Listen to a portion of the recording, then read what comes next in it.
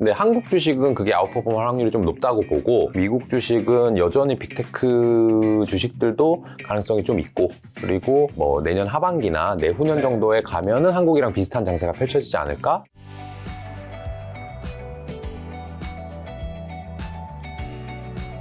자, 다시 한국 증시에 좀 돌아와서 증권사들이 내년에 코스피 상단 4,500에서 5,500까지 보고 있더라고요. 이런 굉장한 낙관론에 대표님은 동의하시는지, 또 누군가 이렇게 얘기하듯이 지금 4,117이니까 뭐 5,000이 맞나 보이긴 하지만 사실 20%만 오르면 되는 거다. 그렇죠. 그렇게 높진 않아요. 절대적인 수치는 높지만. 저는 충분히 가능하다라고 생각하고, 말씀하신 대로 지금 4,500은 10%도 안 남았어요. 그리고 5,000도 20%도 안 남았습니다. 그러니까 20% 정도 남았나요? 그러니까 별로 큰 숫자가 아니고요. 될 수 있다라고 생각을 하는데, 거기에 이제 뭐 전제 조건이 엔비디아가 부러지면 안 되죠. 엔비디아가 부러지면 하이닉스랑 삼성전자의 주가가 쉽지 않을 거기 때문에 그게 당분간 유지는 돼야 됩니다. 구글이 뭐 이렇게 경쟁을 하더라도 엔비디아도 꾸준히 잘 되고, 옛날보다 좀 덜 돼도, 그리고 구글도 잘 되고 뭐 이 정도 되거나, 엔비디아가 계속 잘 나가거나, 뭐 이런 전제 조건이 첫 번째 필요하고요.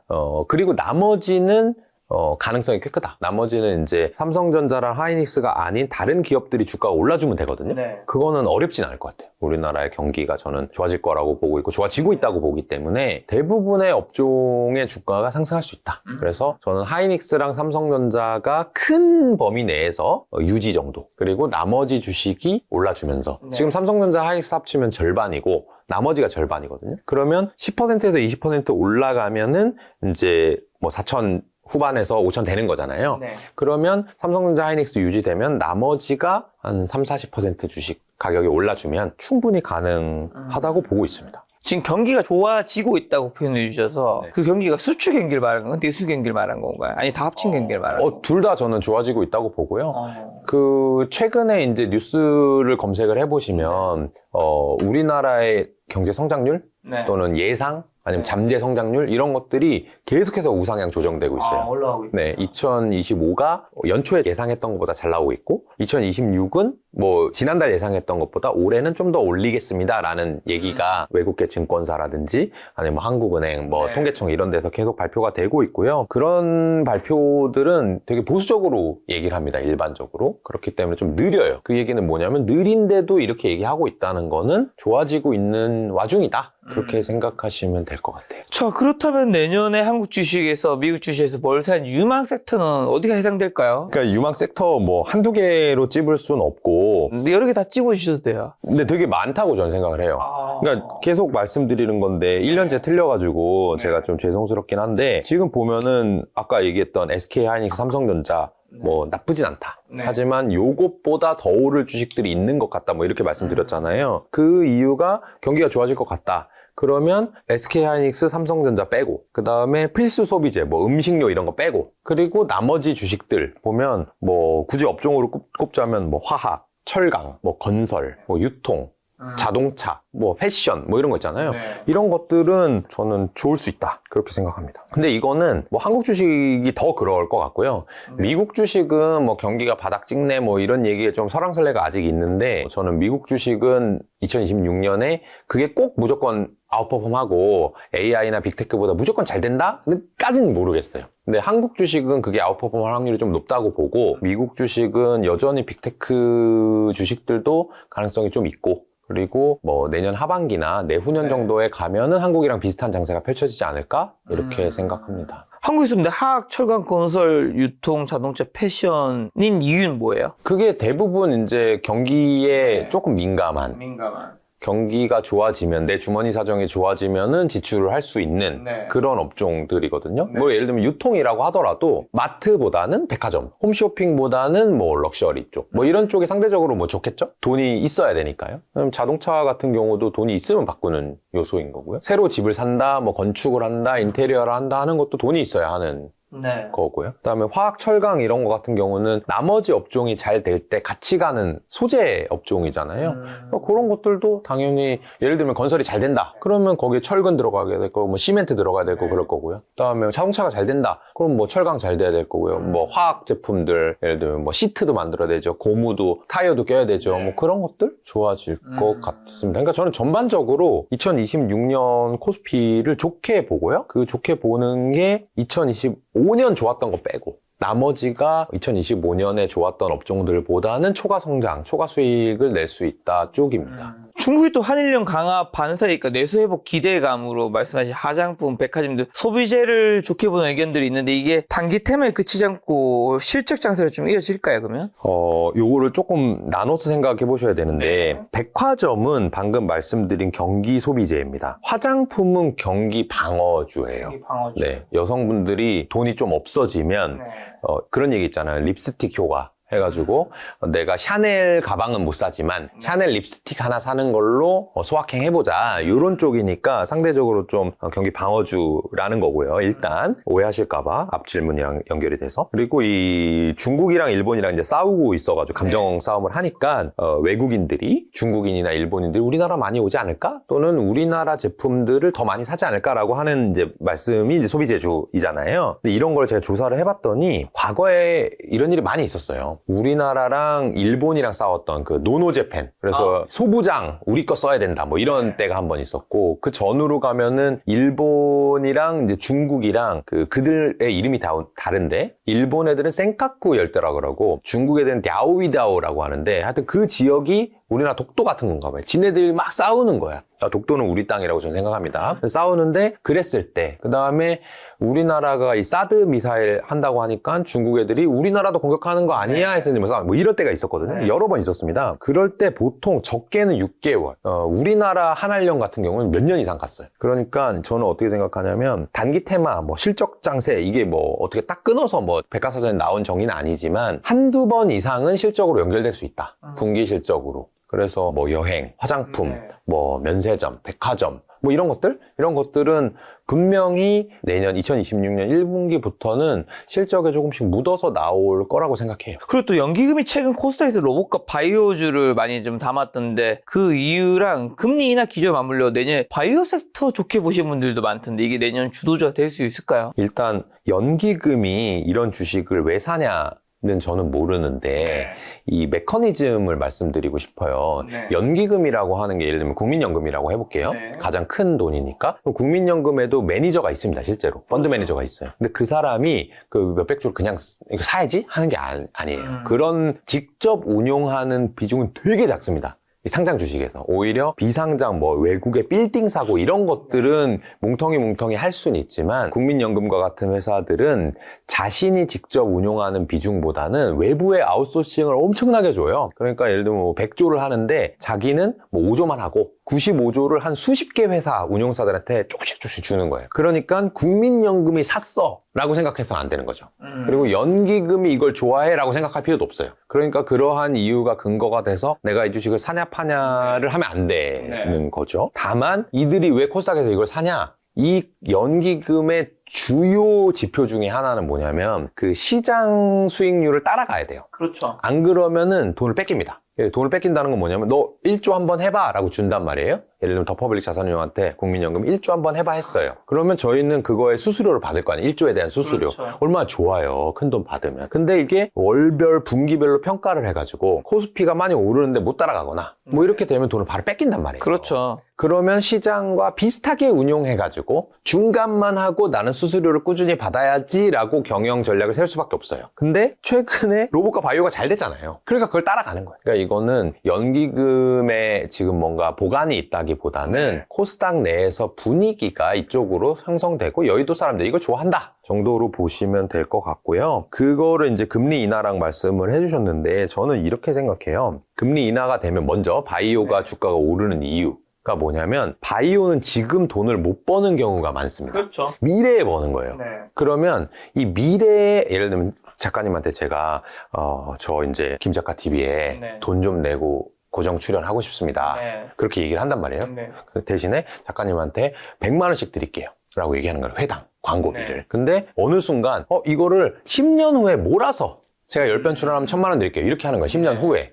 그러면 당장 100만 원씩 받는 게 훨씬 더 이득이잖아요. 그렇죠. 10년 후에 얘가 진짜 줄지 안 줄지 그때 물가가 어떻게 될지 모르는 거잖아요. 그러니까 지금 당장 받는 게 중요한 거예요. 그게 이제 화폐의 시간 가치인데 그렇죠. 이 바이오 섹터와 같은 뭐 아니면 스페이스X, 뭐 오픈 AI, 뭐 테슬라 다 마찬가지예요. 미래의 돈을 받을 것 같은 놈들은 기회비용이 정말 중요한 거예요. 그러니까 금리가 낮으면 어차피 기회비용이 없어. 0%면 김현준한테 나중에 받든 지금 받든 나 어차피 할 것도 없는데. 근데 만약에 금리가 높아. 10% 20%야. 그럼 김현준한테 지금 당장 100만 원 받아가지고 예금에만 넣어도 이게 얼마야. 그러니까 10년 후에 받는 것보다 이게 낫다 이렇게 생각하시잖아요. 그래서 미래 산업일수록 금리에 매우 민감해요. 그러니까 말씀하신 대로 금리 인하 기조와 맞물려서 바이오 섹터가 주도주가 될 수 있냐 될 수 있죠. 근데 금리 인하를 우리나라가 내년에 많이 할까? 조금 할까? 생각하면 우리나라 이미 많이 내려놨단 말이에요. 그래서 환율이 이렇게 된 것도 있어요. 그래서 저는 상대적으로 금리 인하 기조를 얘기한다면 굳이 한국이 아니라 미국을 얘기하는 게 맞다. 라고 보고 이거는 그럼 로봇이랑 바이오는 왜 이렇게 갑자기 올랐어? 네. 라고 생각한다면 전 그렇게 생각하는 게 이 금리뿐만 아니라 수급도 영향을 좀 봐야 될 것 같은데 예를 들면 9월, 10월, 11월에는 여의도 매니저들이 그냥 무조건 반도체, 하이닉스 나머지 좋아도 모르겠고 일단 팔아. 이거 따라가야 돼. 이게 제일 좋아. 이렇게 했단 말이에요. 근데 그게 10월 말부터 좀 이렇게 조정을 받잖아요. 그러니까 일단 반도체 조금 줄이고 나머지 사볼까?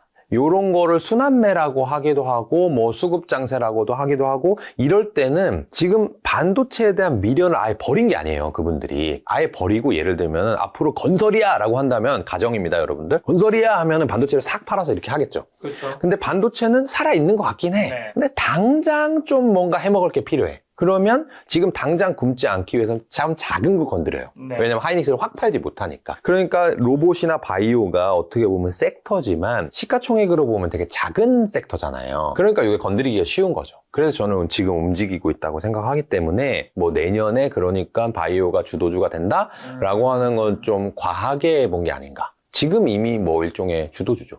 코스닥 시가총액이 근데 500조 원 돌파를 했었고 정부의 또 150조 규모 펀드 조성 이야기도 있는데 코스닥 활성화 정책 같은 거죠. 코스닥 시장이 코스피보다 내년에 좀 더 높은 수익률을 낼 수 있을까요? 올해는 별로 안 좋았죠. 뭐 안 좋진 않았고 코스피 비해서. 네, 코스피 대비해서 안 좋았는데 저는 좋을 수 있다고 봅니다. 그게 뭐 네. 2026년일지 7년일지 상반기일지 하반기일지 그거 잘 모르겠는데 일반적으로 장의 색깔을 보면 장이 상승장에 한번 오게 되면 보통 대형주 특정 섹터의 주도주 이런 게 뭐 끌고 갑니다. 끌고 가면 그땐 말로 키 맞추기를 하거든요. 야 얘네들이 이렇게 2배씩이나 올랐어? 그럼 안 오른 애 뭐야? 네. 이렇게 찾기 시작해요. 그러면 그때 쉬운 게 작은 거 찾는 게 쉽습니다. 왜냐면 초반에는 쉬운 거 다 모두가 아는 걸로 돈을 넣으니까 큰 걸로 가는데 이제 조금씩 막 이제 사람들이 옥석 가리기도 하고 생각이 다 달라져요. 그러면 나는 이게 좋은 것 같아. 이게 좋은 것 같아. 그러면 이제 작은 주식에도 관심을 조금씩 갖거든요. 그래서 상승장의 중반 후반이 되면 될수록 중소형주라든지 코스닥 시장의 상승률이 더 커집니다. 그건 항상 그랬어요. 그러니까 그냥 대강 찍어보면 내년 하반기 정도 되면은 코스닥이 코스피를 앞지르는 때가 오지 않을까 생각합니다. 내년부터 또 시행되는 배당소득 분리과세 이슈로 고배당주의 자금이 또 몰리는데 지금 진입하기에 매력적인 배당주 섹터는 좀 어디 있고 어떤 기준 종목을 좀 선별해야 될까요? 배당주라고 하는 거는 네. 결과적으로 이 설비 투자가 많이 필요 없어야 돼요. 설비 투자가 많이 필요 없다는 건 뭐냐면 이미 돈을 잘 벌어. 더 이상 성장 여력이 많지 않아. 그러니까 주주들한테 돌려주자. 이렇게 하는 게 배당주거든요. 그러니까 섹터가 뭐 정해져 있어요. 뭐 오래된 섹터. 그리고 업력도 길어, 이 회사가. 그리고 뭐 성장도 별로 없어. 내수야. 뭐 이런 회사들이 주로 배당을 많이 합니다. 그래서 뭐 섹터로 들어가서 요거 배당 해봐야지 이렇게 하실 필요까지는 없고요. 찾는 게 어렵진 않습니다. 다만 더 중요한 질문이 이제 두 번째 말씀하셨던 어떤 기준으로 종목을 선별해야 하는 건데 이거는 한 가지 정도만 보시면 될 것 같아요. 작년에 뭐 아니면 재작년에 아니면 뭐 이번 올해 반기에 배당을 많이 줬냐 적게 줬냐 이걸로 고르시면 좀 크게 실수할 수가 있어요.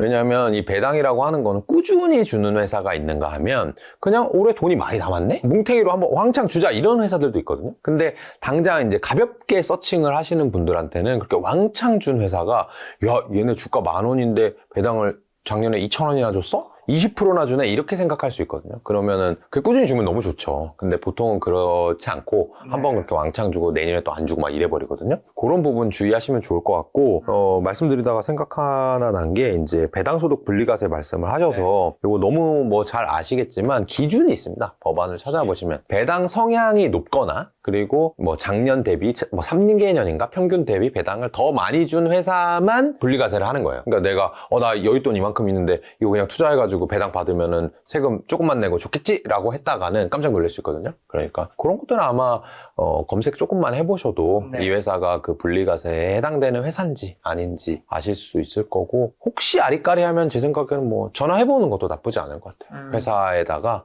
네이버 금융에 가보면 다 주식 담당자 전화번호 있거든요. 간단하게 이거 해당 혹시 되나요? 정도는 충분히 대답 들으실 수 있을 것 같아요. 담당자한테 전화해서? 네. 이게 나중에 해당되면 거기 뜨진 않나요?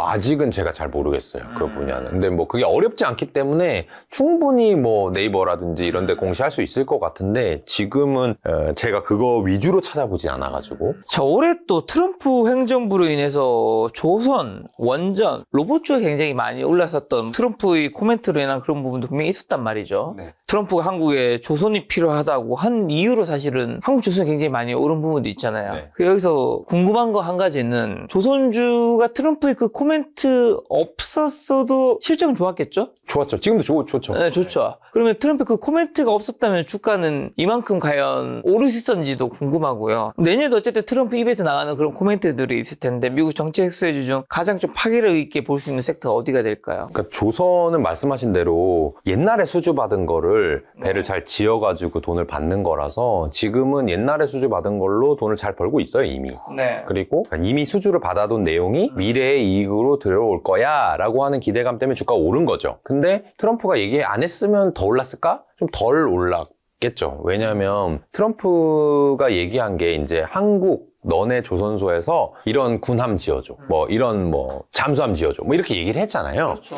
근데 그게 만들기가 쉬운 게 아닌 것들이잖아요. 거기에다가 콕 집어서 한국에 지으라고 하니까 어떤 가려운 부분을 해소했냐면 지금 수주 많은 건 알겠어. 옛날 생각이에요. 조선주를 이제 보시던 분들이 지금 수주 잘 된 거 알겠어. 앞으로도 앞으로 수주가 없으면 꽝 아니야? 말짱 아니야? 이미 수주된 거 사람들이 다 알고 있는 거 아니야? 뭐 이렇게 생각할 수 있었죠. 근데 트럼프가 이렇게 얘기를 해버리니까 앞으로 수주가 되게 잘 되겠네? 그러니까 추가로 수주될 가능성이 있네? 해서 이제 주가가 더 오르지 않았나? 라고 생각을 하고요. 그거는 뭐 잘 모릅니다. 저는 사실 이게 트럼프가 뭐 앞으로 정말 이걸 시행을 할 건지 이런 관세가 뭐 트럼프가 내려간 다음에도 뭐 되는 건지 그거 전혀 모르겠어서 뭐 어떻다는 말씀 못 드리고 다만 최근에 들은 것 중에 조선 원전 로봇 말씀하셨는데 미국의 정책 수혜주 중에 스테이블 코인이 되게 좋대요. 올해 뭐 뜨거운 키워드였죠. 네. 근데 그게 이제 저는 이렇게 전문가가 전혀 아닌데 듣자 하니 여러분 이미 다 아실 내용인데 그냥 대강 정리를 해보자면 이 미국 정부는 달러를 찍어낼 수가 있잖아요. 그 발권력이 있고 모든 전 세계 시민들이 달러를 되게 신뢰한단 말이에요. 그러니까 달러 찍어내서